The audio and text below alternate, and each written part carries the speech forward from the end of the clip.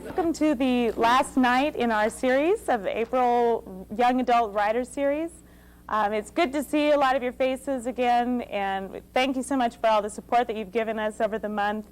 It's been quite encouraging, and hopefully it's been inspirational to you young writers and to some of you older writers as well. I know that it has been for myself, and I've been trying to do some writing, although it's tended to be more of the creative resume writing lately.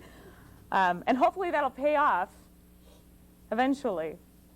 I hear that things went well last week. I apologize for not being here. I felt bad for a few minutes while I was on my couch, and then I fell back asleep, so it wasn't too bad. But I hear that things went very well with B.J. Buckley, that she had some inspiring words and some helpful hints, and she mentioned a few books that should be helpful to you, and Suzette said that they are available up on her desk in the library, and after the intermission we'll get you some of the names of those again, and so you can use those as a reference in the future. Okay. Tonight the writers that we have and the readers that we have are the teachers and the students of the Missoula area, and it's very inspiring to see all of you here, and looking at my list, I'm very encouraged by everybody that is willing to read. Seems like we've come to some sort of fruition. Our first reader tonight will be one of the teachers. His name is Greg Lenahan. He's a teacher an English teacher at Hellgate High School, and he's been teaching for the phenomenal amount of years of 20 years. I think that deserves a round of applause. I studied under Greg Lenahan when I was in high school, and I remember feeling like when I came from his class, like I could actually write something that was worthwhile. And I remember his classes fondly, sitting in his classroom and listening, watching him get so excited over the things that he was reading, so excited that his head would turn red. It was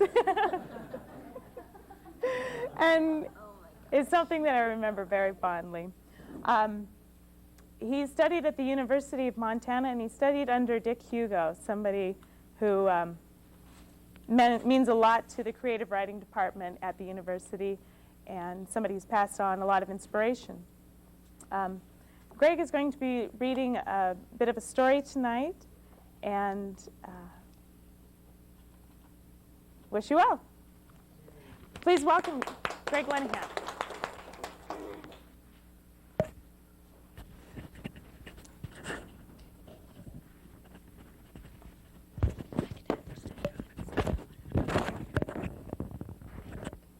Great. You guys have been in school for long enough now to realize that if somebody's been teaching for 20 years, you better really watch that person. They're probably really crazy.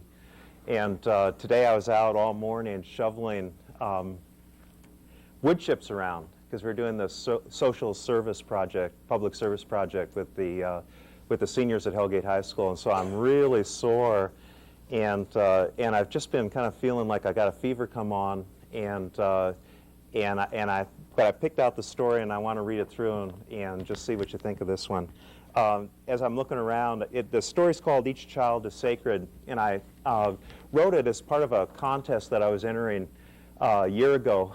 A place called Quality Paperback Books was asking for a short story. It had to be 1,000 words or less, and this one comes in about 950 words. And the stipulation was that it had to be the 11th commandment. You know, that you have your 10 commandments, but it had to be the 11th one.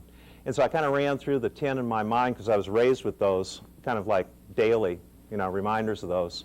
And the one that really struck me was the one my parents always used on me. If you were raised religiously, you probably heard it too.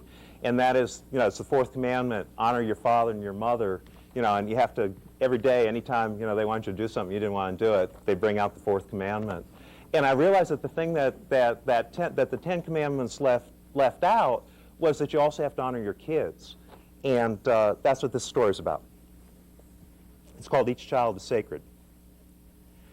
His first wife clung to him with the voracious hunger of the starving.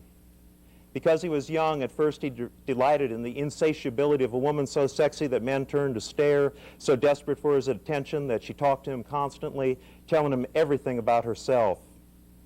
From the beginning, she confessed that she was damaged, that she'd never give all of herself to any man until she knew for certain that he loved her as totally as she loved him, which of course always proved impossible. In the end, her obsession rubbed him raw as rusty chains and burned him like an epoxy cement created by mingling her sweat with his. True to her promise, she always held part of herself back, turning first to slush, then ice, the fiercer his desire burned. "I'm your virgin whore," she'd say, holding him close and kissing him, the only man she'd ever truly kissed, or so she claimed. Perhaps one day, she said, "I'll let go while we're making love." So he waited for that breakthrough that never came, finally living with her like a brother. She was 13 when her mother's boyfriend raped her the first time. Eventually she ran away and for years brought home man after man and used them as she'd been used, the next morning sending them packing. She was on a mission, alcoholic and suicidal, like her mother and her mother before that, going generations back, as if it were part of her genetic code, an archetype of the degradation of women, as if it were her destiny to act it out. Enough is enough, he decided when he was 37. That year he divorced her and married a woman he'd known for less than a month. Turned out she was a perfectionist who nagged and complained until she got her way. Apple of her father's eye, she internalized her mother's frustration with his selfishness, how he fully expected her to wait on him, pamper him, and be his devoted wife. No wonder she resolved to rule rather than be ruled, never noticing that she was becoming as bossy and self-centered as her father. Instead, she considered herself assertive and primarily right. Despite her air of superiority, he loved her with a passion, going along with one home improvement project after another, ultimately including himself. In the end, he came to accept that she didn't really love him at all, but a statue of him that she was chipping away at, just like Pygmalion. In a moment of revelation, he realized that he liked his old self better, much better, than the uptight, self-conscious drone he was becoming, continually afraid of displeasing her. Yet there were nights and days of making love that were so scintillating, so intoxicating, he felt like champagne bubbles popping inside stars. At least he learned one truth about men and women. It's either together forever or never again. That much he knew for certain. The rest was a mystery. Now comes the amazing part, the magic of dreams and fate or chance. 2 summers after his second divorce, X1 met X2 at a 3-day retreat for divorced women outside the town they both moved to. Then and there, they joined the vision that's continuing to radically change the shape of every society in the world. Enclaves of divorced women living together and sharing the upbringing of their children. Teaching them to be cooperative instead of competitive, protective instead of aggressive. Each child is sacred, they proclaimed, shall be the 11th commandment. And as you know, if you've been reading, listening to, or watching the news, women everywhere began joining that movement and began inviting a few select men to join them, men who would be models of the kind of men they wanted their sons to become, compassionate and hardworking. Men who could be happy living by themselves, shared among the women and doing what was asked of them for the common good.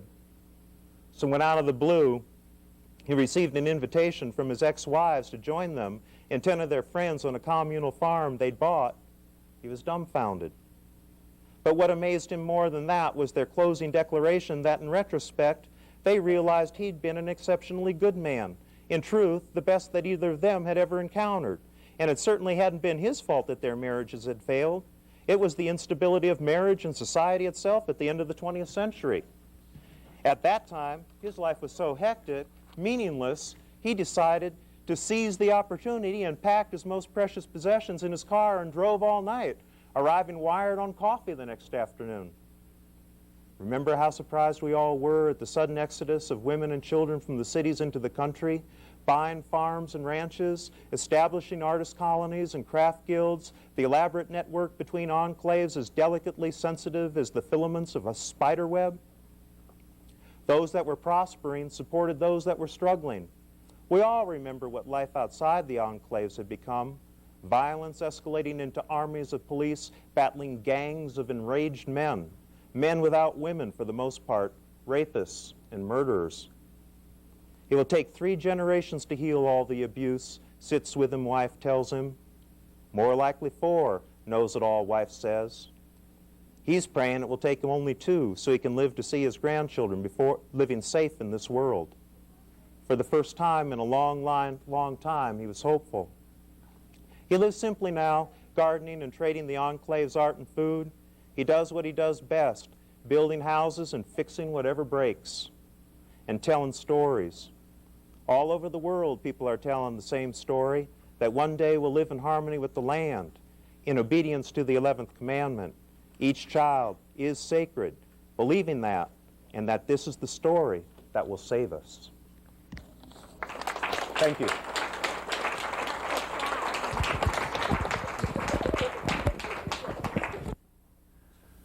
I'm not quite as convinced we're going to beat those seniors as Greg is. We played best to 10, and I was sore for 2 days, so I don't know, Greg. This is the first chance I've had to read. I've read this poem once before in public, but since I just won a poetry contest, this is a little magazine out of Whitefish, nice little magazine, and they had a poetry contest, and they gave me some money and called it the best poem, so this is great. This poem is about the amniocentesis my wife had before our son was born. And so some people read this poem and said, "Oh, are you having a baby?" I said, "Yeah, the baby in the poem's 4 years old now." It's kind of how long it takes a poem to come to fruition. Second time tonight we've heard that word. This young crowd, how many people know what an amniocentesis is? Now write this down, it'll be on the test Monday.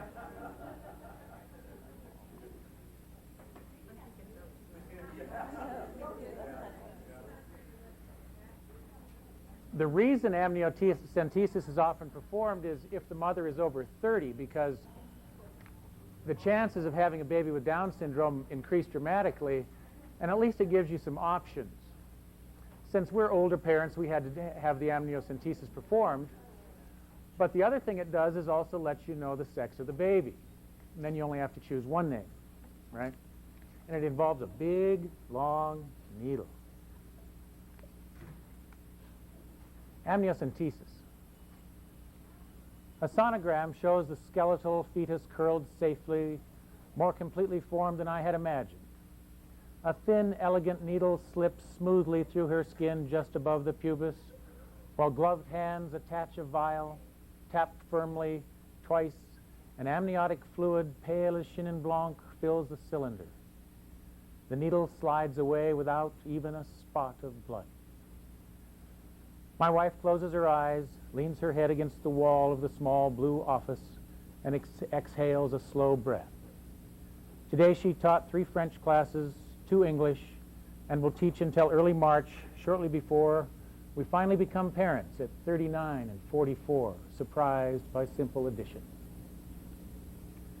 Still hoping for a girl, she asks, thinking of my brothers and nephews. I say yes, mostly to please her, though I secretly refuse to wish for what I cannot control, like praying for rain, like praying rain for spring wheat, or sun for a week at Swan Lake. Difficult enough to practice acceptance, relish change at my age, and try not to fear a July storm hailing half the harvest flat in minutes.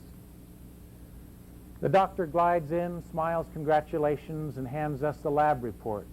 23 pairs of spiraling hieroglyphics which determine intelligence, health, hair, whose knows, but mean nothing until I see the last X and Y.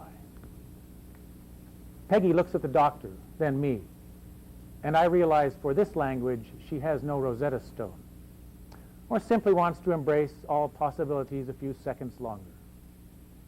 In the brief space before words, limited but enriched, I mourn a daughter and celebrate a son.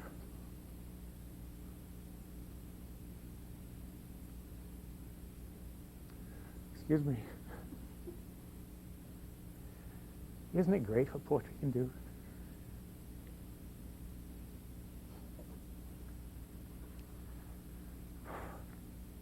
I cup private knowledge in my hands like a flame. Breathe the fire larger toward her, boy.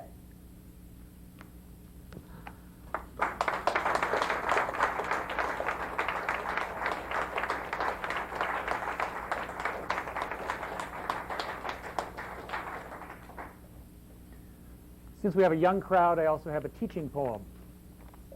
In 1985-86, my wife and I had a Fulbright exchange to London, and it was the worst teaching year of our lives. Raise your hand if you have some complaints about the Missoula school system. Come on, be honest. Hey, Missoula schools are heaven compared to British public schools.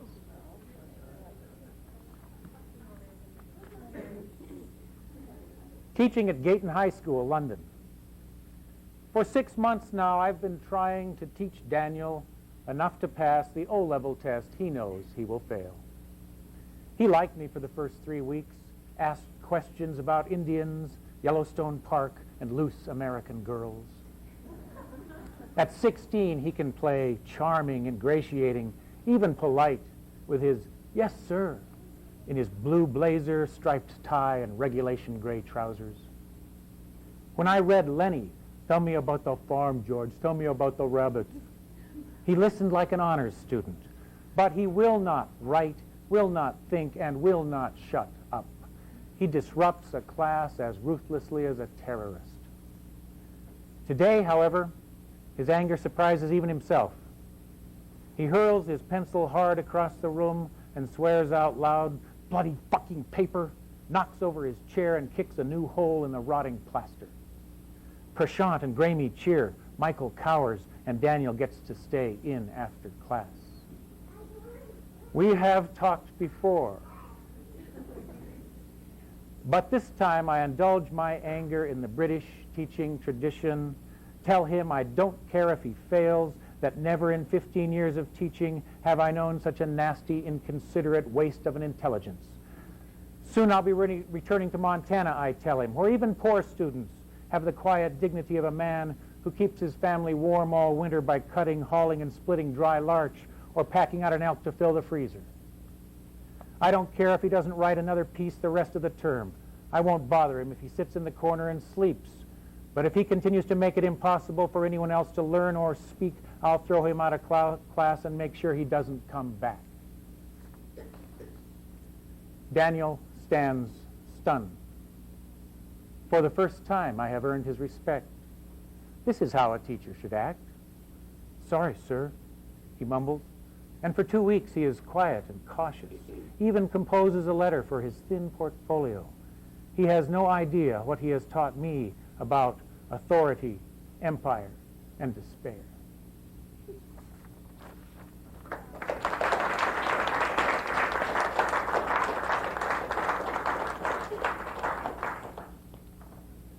I'll read one more poem that I just revised for a submission. This is about the time my friend Liz Lucine called me and said, "Robin, help. Ken's got an elk and we've been cutting it all day and he's going to kill himself and it's only half done." So I grabbed a couple knives and went up and carved for a couple hours. The Butchers. A rounded wedge of dark muscle still anchored to bone lies before me on the scrubbed plywood. I hone my knife dangerously sharp. "Thanks for helping," Ken says. I trim yellow-white fat and filmy membrane from seams between muscle, while he describes the hunt and the long drag out.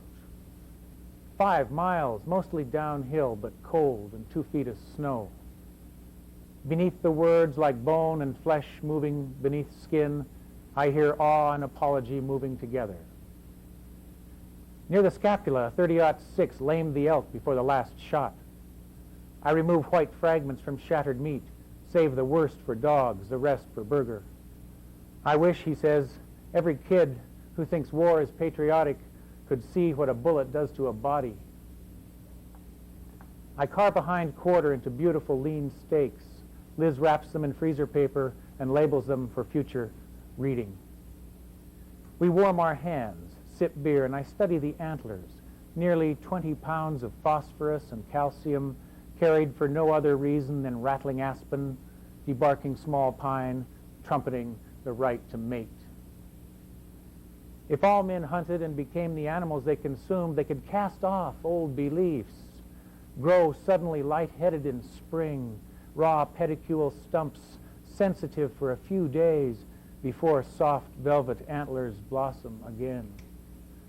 But no, the new rack is bigger, just as hard, and with more points, and every fall forests bristle with hunters. Thank you.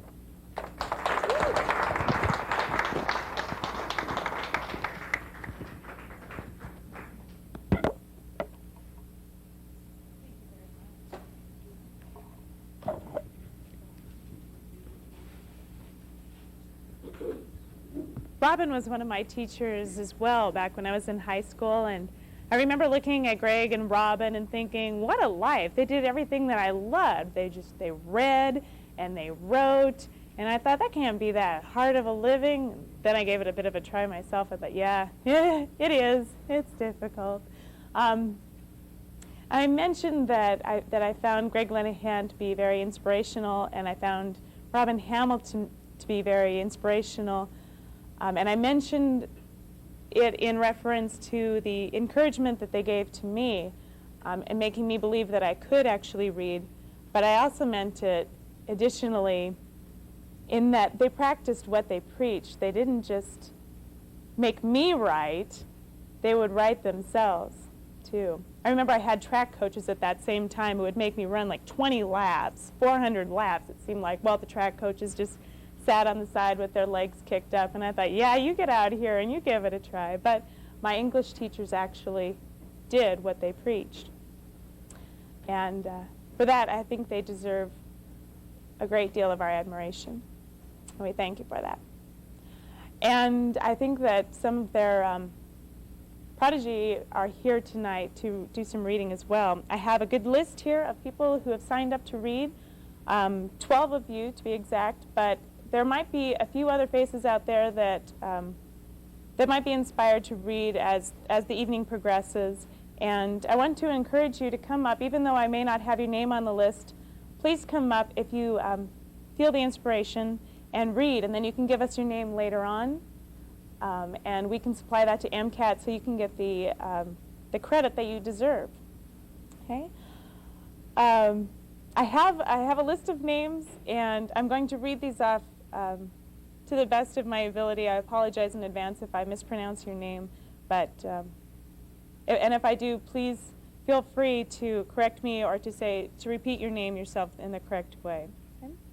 Our first reader tonight, and I wish I had more to say about you to help introduce you, but I have a very limited bit of knowledge here. Our first reader tonight is from Big Sky. She's a senior, and her name is Emily Babon, I believe. So if you'll please welcome her. Okay, she had it close. It's Emily Babin. This poem is called Accepting Solitude, and it was an assignment in my AP Humanities class. And what we had to do is take some Shakespeare quotes from the sonnets or from plays and put them into a poem that doesn't have anything to do with it, really. And so this is mine, Accepting Solitude. The thick aroma of dark roasted coffee does fill my loneliness with its oily mahogany beans. You must understand, I would rather hear my dog bark at a crow than a man swear he loves me. Although I easily beguile the thing I am through sequin cocktail dresses, thick eyeliner, and lush red lipsticks. I use their smiles, inquiries, and offers as fuel for my pen and as additions to my lavish memory closet. Love is not love, which alters when its alteration finds. It is an ever-fixed mark. The steel rods that run beside my veins would bend and break under the weight of such a heavy thing as love. So I play upon the weakness in sensual conversation and honey-flavored kisses. Wrinkled gray women in the home speak of me. I close my ears to their sharp-sorted criticisms. She cannot love, nor take no shape, nor project of affection. She is so self-endeared. But such a pretty young thing with good childbearing hips. They repeat these crucifixions long into the afternoon as their fingers pull and snag crocheting yarn. They are as lonely as I at times when their rich, fat sons forget to visit on Sunday. I refuse to begin such a monstrous cycle in my young life, for it doth mock the meat it feeds upon, and I will not be its 9-course dinner. Deep into dark hours of empty nights, I try to remember the reasons for solitary sips of Arabian coffee from heavy mugs, and continue drawing my future on stained napkins.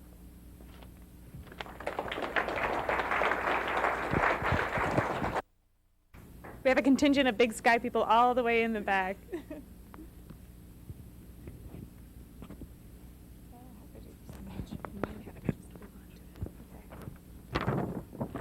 Like Emily's poem, mine is our assignment from AP Humanities, and mine's called Relinquishment. I apologize in advance, it's my first reading, kind of nervous. If that the earth could teem with women's tears, each drop she falls would prove a crocodile. This accusation crossed around my shoulders. The shards of my heart fell, glistening into the salty pool at my side. As the sharp slivers scarred my hands as I separated them from my tears, I have not deserved this. The slam of the door and the crisp footfalls on the other side were the only reply. I carried the tear-stained ruins to a friend. Do not weep, he counseled. With good intentions he dried my tears, but dared not touch the broken pieces. When he left, he was sure that some good had been done. With sound advice, my family tried to piece back together my dismembered heart. All things shall be well. Content thyself a while. They were sure time could heal, yet I still bore the splinters in my hands. Then I sought you out. Taking the fragments from me, you bandaged my torn hands and began to reconstruct my heart, and to listen, not advise. I felt your arms around me. When I finished my tale, peace be with you, was your only reply. You offered me my repaired heart, but I had left it in your hands and took you with me instead. We have a lot of seniors reading tonight. I think we actually have 2 readers that are not seniors. But our next senior does not come from Big Sky. She comes from Sentinel, and her name is Jessica Steinberg. Come on up.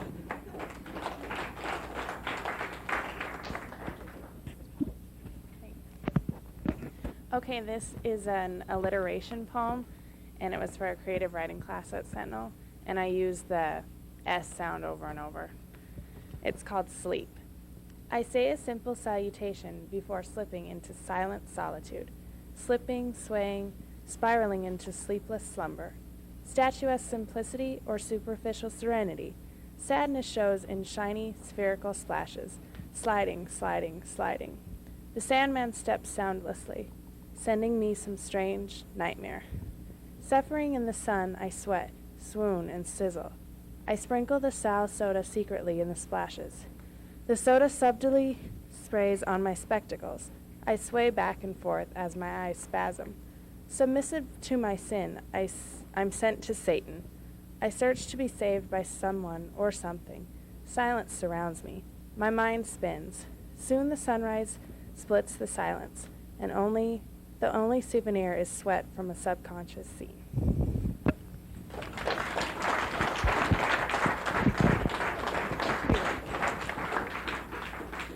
Suffering succotash. From Sentinel, another senior we have is Bridget Sample.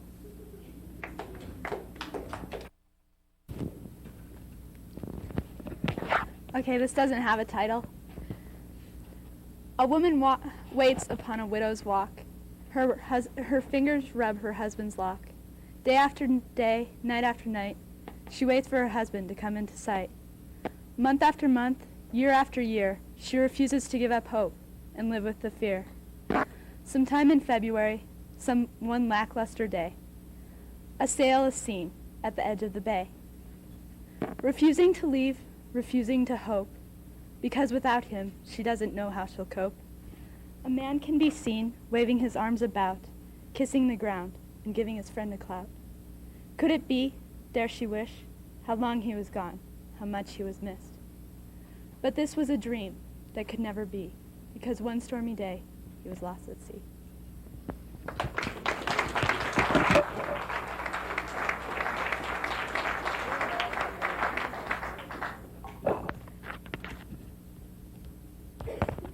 But we're going to go back to Big Sky for a while. But this time we have a freshman, and her name is Tiffany DeCooman. Please welcome her. The first poem I'm reading is to a friend of mine who we were through tough times together and she left. It's called Goodbye. Wipe your tears and dry your eyes. Life seems so unfair, I hate saying goodbye. You'll develop a life without me, which will help pass the time, but no matter how busy we are, we'll still be in each other's mind. All the happy memories we've shared together, they are unforgettable and will stay with me forever. I can't believe you will be gone. All I hear is your voice on the phone, but hopefully that will be enough for me not to feel alone. A new life along with new people awaits you, new experiences and new friends too. So wipe your tears and dry your eyes, then maybe it won't be so hard to say goodbye.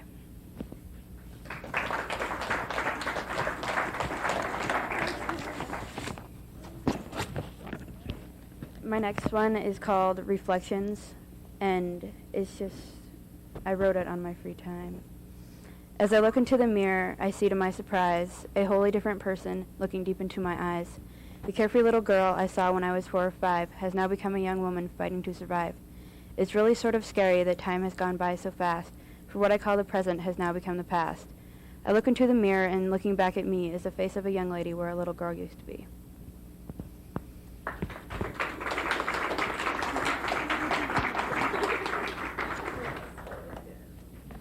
And my last one is called Stop the Killing.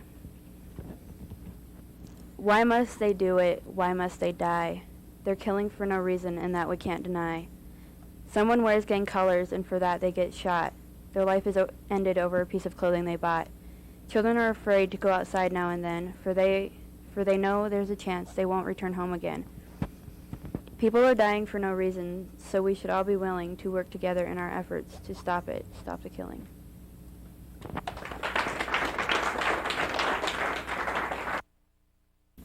The last reader that we have in this particular series is from, again, Big Sky. He's a senior, and his name is Dan Renfro.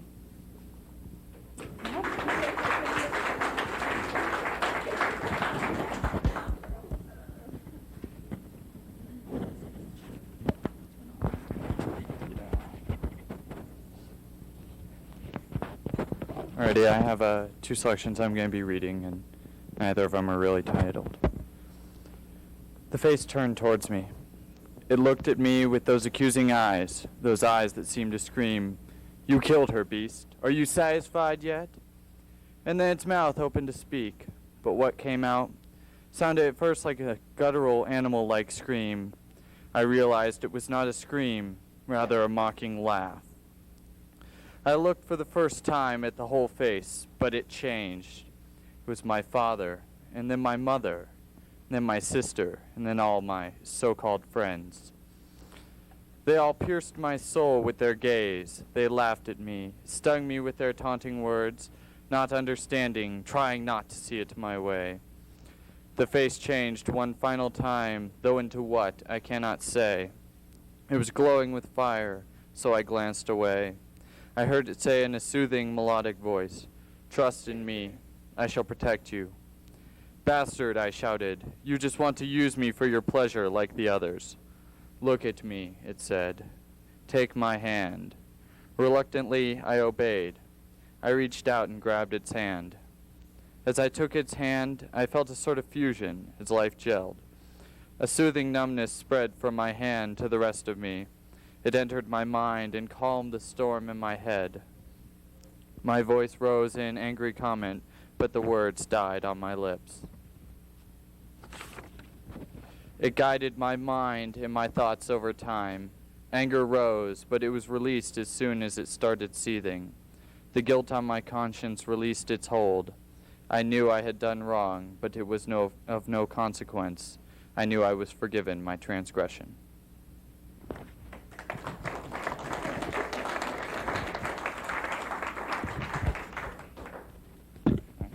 and my second one. It is time again to slip away into the darkness for a sojourn. But this time it will be different. This time it will end on my terms. Exit stage left. I jump ship and hop on my Harley. I proceed to ride off into the moonrise. Several nights later, I arrive at my destination. I enroll in the School of Hard Knocks. I have entered the real world. Education is more than what you get in school. Nights are spent pondering my predicament. Finally, a decision is made. My terms have been met, my point made. So I send a missive back to the old homestead. Mom, Dad, I'm okay. I'm not being beaten, starved, or unnecessarily frightened.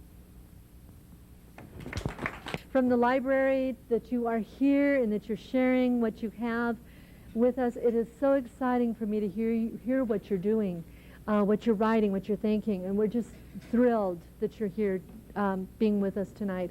I wanted just to say thank you to Mackenzie River Pizza for providing pizza, for Mammoth Bakery for providing cookies, for Casa Pablo's for providing chips and salsa. These people, these restaurants in our community are so committed to you guys, and they want to help in whatever way they can. And so I really want to say thank you to them. And if you don't mind, I have some colored pencils and a big thank you card for Mackenzie River. And I'm just going to pass these colored sheets around. If you would just please write whatever you want, draw whatever you want, just so that we can send them a thank you. I think thank yous are a big, easy thing to do, but mean a lot. And so I'd like to thank them this way and also publicly. Also, we had some very talented high school artists submit their art upstairs. I'd like you to visit with it. The theme was Celebrate Libraries for National Library Week last week. Some of the art was made into bookmarks, and so I've got these for you. I'm just going to pass them around, so enjoy them and pass them and take one home with you. And when you stop by at the library, please come in and visit our gallery. It'll be up for about another 2-3 weeks. So very happy to have you here, and we'll look forward to doing this again next year. So thanks a lot.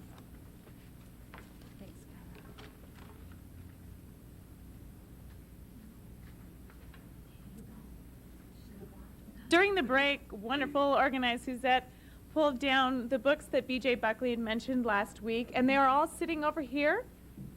At the end of the program, hopefully you will have time to come take a look at the books that are there and at least write down the titles of the books that you are interested in, and then you will be able to pick them up later on Suzette's desk up in the library and use those as a reference. It looks like we have a different microphone system for the second half of our show, and that might work a little more smoothly.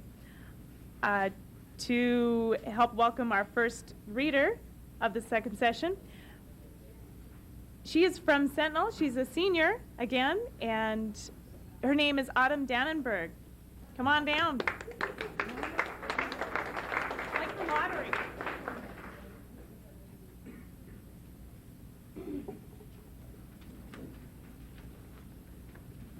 Okay, this was for my creative writing class, and it was like a chant poem.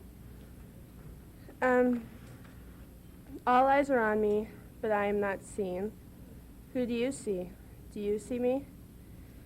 Some ears will listen, but most do not hear. Who do you hear? Do you hear me? There's a passion that yearns to be released, but is smothered by an image of one that's not real. People brush against my body, but it's not mine they feel. Who do you feel? Do you feel me? You read and grade my papers, but never understand. Who do you understand? Do you understand me? That's not me you see, nor my words you hear. You're witnessing an image of what society feels is acceptable. Sometimes it's hard to just jump up after listening to some of the poems and stories that you've written and read. Sometimes I feel like I should just sit there and let it reverberate because he writes some really powerful things. But the show must go on. And so the next reader that we have, I hope that I pronounce her name right. She's from Big Sky. She's a senior, and her name is Elise Sago. I hope I got your name right. Come on down.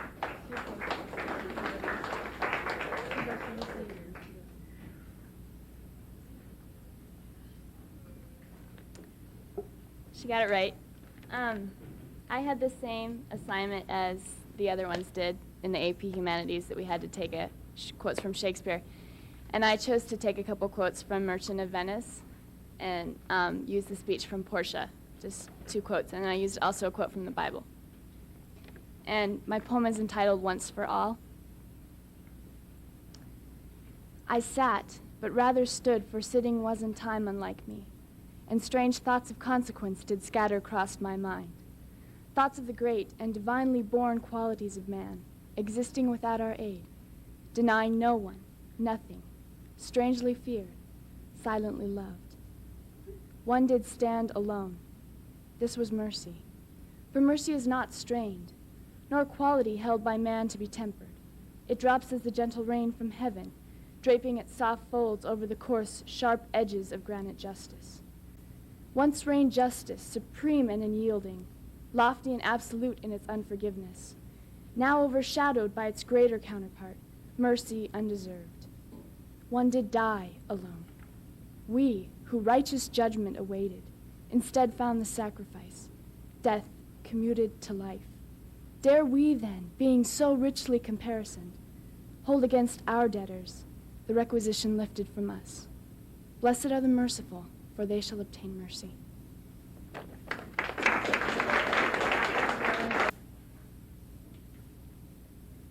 You're all wondering who's next. Tahara Ahrensberg is from Big Sky. She's a freshman, and she signed up just a couple of minutes ago. Come on, Tahara. Actually, my name's Tahara, but thanks. I wrote this poem after my friend died. It's called Big Empty. I look in the mirror, hoping to see my soul, but when I look, I see nothing, just a deep emptiness. As I look deeper, I see something, the guilt, the pain. I cry out for help, no one answers. Then I think I hear someone else, but it's just my own desperate cry, echoing until it's the faintest whisper, with no one to answer. Alone, so alone. I'm lost in myself. Things might change if I find a way out of this dark abyss. I've tried crawling out, but I fall back in. Falling, never hitting bottom. Is there a bottom? I'll never know. I hide behind a mask to hide the pain. I just hope so desperately. Someone will hear my cry, and I'll find a way out of the pain.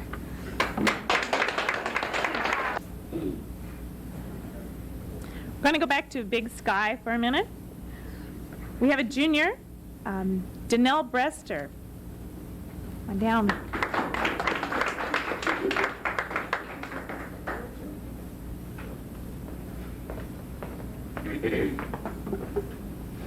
Okay, I don't know how many of you know what the phoenix is, but this is a poem about the phoenix. The phoenix is a legend of the ancient Egyptians.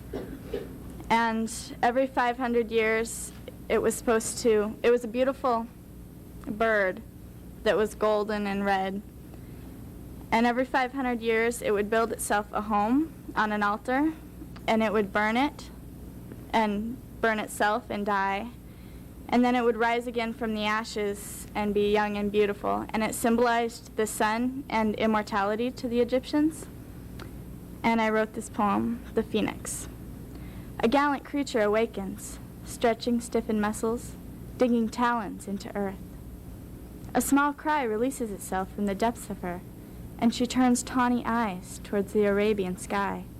Like the sun, she dawns, climbing high above treetops to escape the ashes of herself, rising to a reign of brilliance and beauty. 5 centuries gone, at the peak of her power, she will create again a funeral pyre, will drown her cape of velvet crimson and lavish golden crown into a sea of fire. The sun at last within the west, her deathbed consumed, she will decline in darkness like the dying of the day.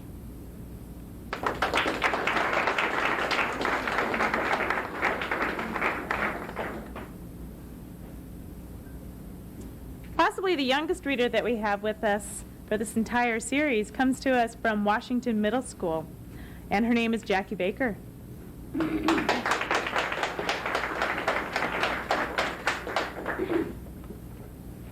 Okay, I wrote this because I got woken up in the middle of my sleep and I didn't like it very much, so I kind of got mad. And, okay, sleep. How dare they interrupt my beauty sleep? The gross smell of pine sol fills my nose, giving me a headache in the process. You think I'm happy about this? Would you be happy? You're not doing me a favor. Back in bed, I dream about sleeping, and smiling faces whirl around me. I don't know where I am. In the morning, I wake up to the smell of oily eggs. I go upstairs. 20 minutes later, I come downstairs, and I see oily eggs, a zip popper for sure.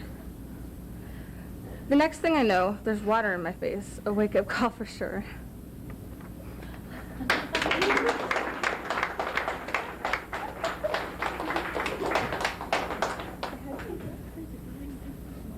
That was great. Something that I kept telling my students last semester was I wanted them to show things and not just tell things, and I tried to give them an image that they could use. I don't know, cloudy sky, that's such a cliche, but I think something that will stick with me for a long time is the image of oily eggs. That's great. That's wonderful. Thank you. From Sentinel, we have another senior, Laura Giamona, or Giamona. Giamona.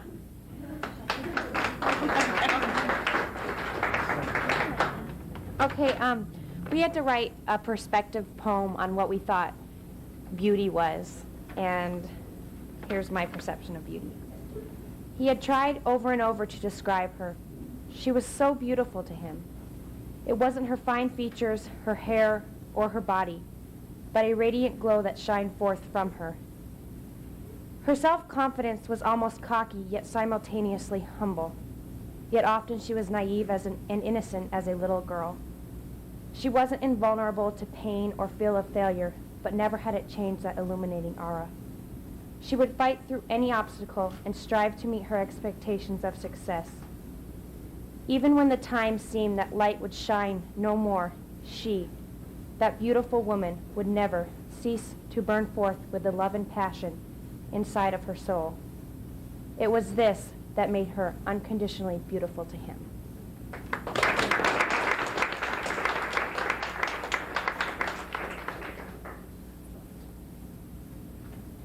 We only have a few readers left that I have on my list anyway. Hopefully there will be a few more of you out there.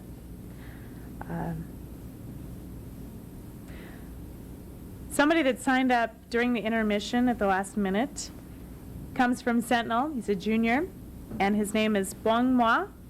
I hope that I said that right, and please if I said that wrong.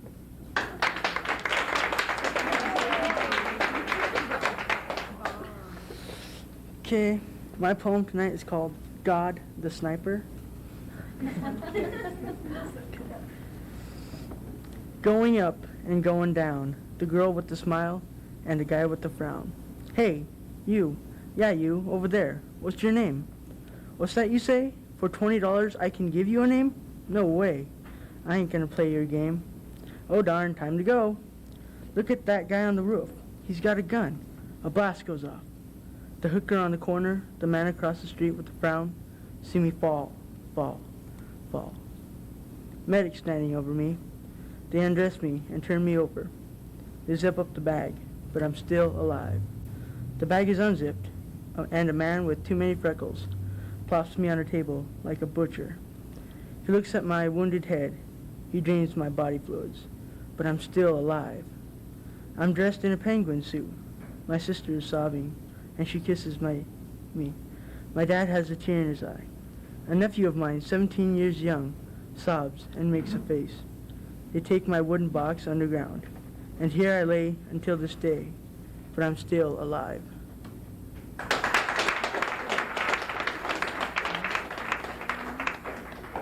And my last poem is called Gaia's Revenge. And if you guys don't know who Gaia is, she's Mother Earth. Okay. Through the eyes of death, through the touch of lust, comes the apocalypse. Death, war, famine, and pestilence.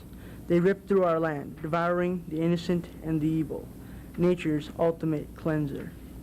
The time has come to look within the shadows of our hearts, to make our life worth dying. Destroy your hate and anger, for it swallows you up inside its web. Our days are short. You must live for the future and try not to bring back the past. Spread the word that they are coming, the four judges of nature. When they meet, nature will have its revenge, the ultimate weapon, the apocalypse. Our last two readers you may recognize as having read for us earlier in the series. I think it was the first installment of it. And they're probably wondering, who's going to be next? Jennifer Leachman from Big Sky. She's a senior. She has 4 weeks of school left. Okay, I've got two I'm going to read for you tonight. The first one is called Pine. And I wrote this last year, shortly after I moved to Missoula. The town I grew up in, I'd lived there all my life. And it was a pretty small town, so I knew everybody. And I was kind of homesick, but I always feel really comfortable when I'm like hiking or out in the woods. So I wrote this, and it's called Pine. Rain falls like tears from a morning sky. The sky is crying for me. My hands feel numb as the rich scent of pine engulfs me, and the greenness astonishes me. The wind sings in my head as the rain chimes an endless melody. I can taste Mother Nature on my lips. I can hear the rain beating my skin. I hear whispers from Manda in Moscow. She's begging me to come home. I can barely smell the pine trees around me. I think of Stephanie, who shines brighter than anyone on any movie screen. The sky is melancholy, dark, and sad. Because the sky dropped water, it rained on me, and the sun shined bright on my hair. Drink up and relax, the clouds bellowed at me. The filth crawls up from somewhere, entangling his claws around the beauty. I despise him. I screamed the words of Montague at the evil past. Hold me not, let me go. Then I climbed inside the mighty pine and became one with him. My arms were his, and he protected me. Jo is a sweet girl who protected the woods, but the sky will burn and set fire to my trees. They are black, so very dead. I will have to die to live in peace, I thought, as I sat contemplating the old lie, dulce decorme per patria more. And a young sapling tipped his hat and said, "How do you do?" As all around his brothers died in battle with man, and the rain came down in sheets over it all. The second one is, I was kind of thinking about my childhood and the world that the children now are growing up in, and so I wrote this, and it's called Milk and Cookies. My mind is a wave of internal emotion, like the ticking of an old digital watch. It glows like a burnt-out light bulb and burns like ashes in an urn. Can you smell the burnt hair from that poor little kitten trapped in the roaring engine of the old orange Ford truck?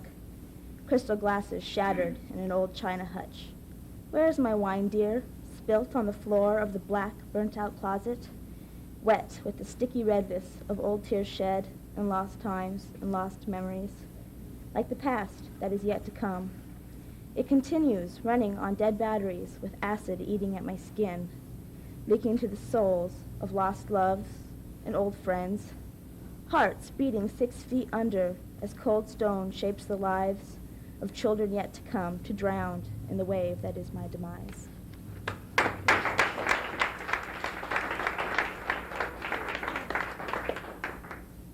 I think that Big Sky must have a really strong writing program out there because we have so many of you from Big Sky. Hooray for you. The last reader that I have signed up also comes from Big Sky. She's also a senior, and you may remember her from the first installment she read for us, and she had a very distinct voice. Beautiful. Penny Crosley. Come on up.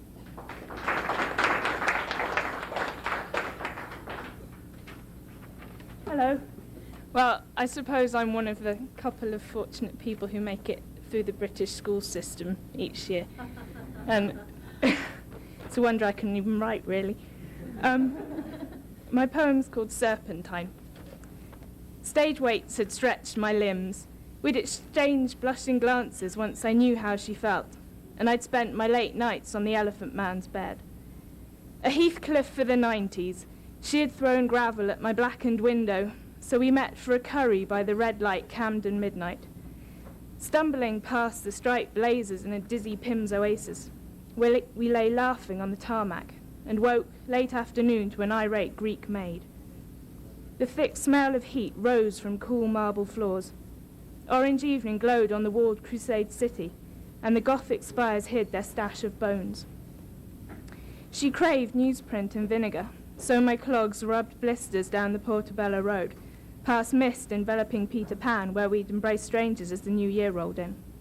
In one summer, from all of this to the soul-bearing touch of her final goodbye.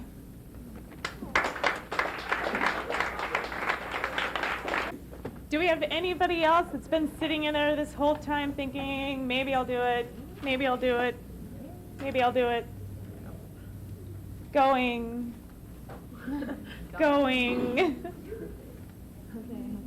Gone. Oh. I think Suzette has a couple of words to say in closing, but I'd like to thank you all once again for coming and for giving us your support. I think you all deserve a round of applause.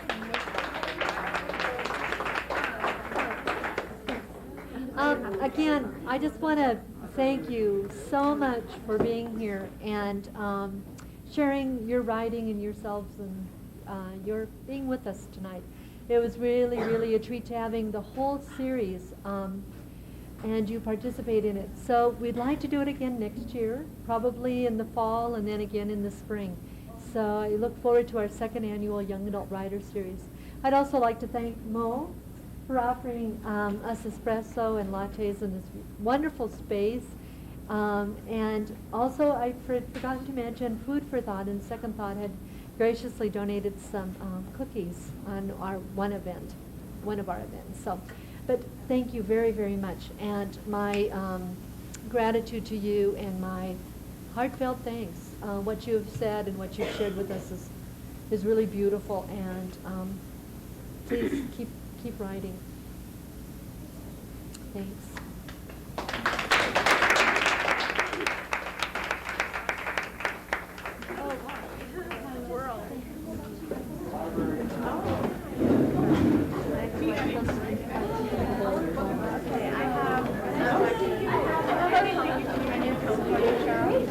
I'll get them straightened up. It's not like they're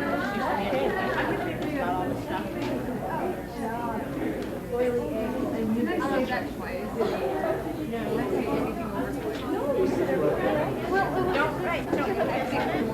Don't put this in because I was in history.